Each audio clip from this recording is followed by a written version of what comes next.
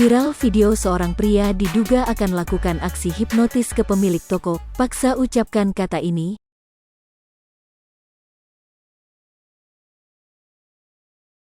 Sebuah video rekaman CCTV yang memperlihatkan aksi seorang pria yang diduga akan melancarkan hipnotis kepada dua perempuan, viral di media sosial.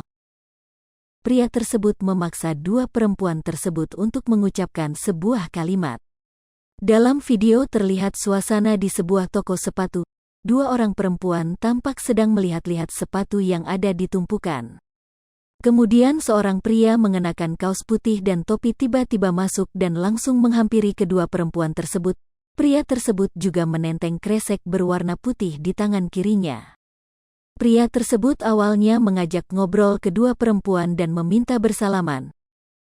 Namun, hanya satu wanita yang mau bersalaman. Itu pun hanya memegang sedikit tangan pria itu.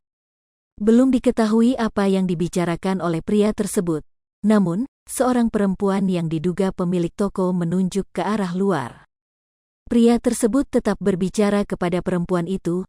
Bahkan, dia memaksa perempuan itu untuk mengucapkan sebuah kata. Namun perempuan itu tidak mau. Si pria itu kemudian berjalan mendekat kedua perempuan itu hingga membuat keduanya takut. Bahkan pemilik toko sampai berteriak minta tolong.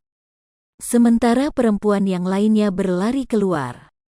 Pria tersebut masih ngotot untuk memaksa pemilik toko mengucapkan sebuah kata. Hingga akhirnya seorang laki-laki datang dan menyuruh pria tersebut keluar dari toko.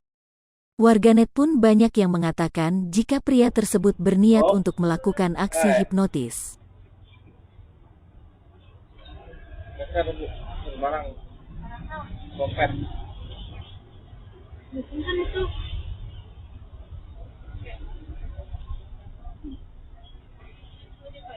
hah? Di pohon di payung mana bu? itu Payung di payung di mana ibu? itu Di payung di payung ngomong payung tuh ibu ngomong payung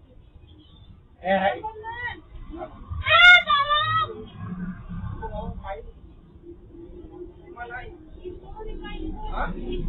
Mana? Orang di payung payung ngomong payung ngomong payung mana? Mana? Oke.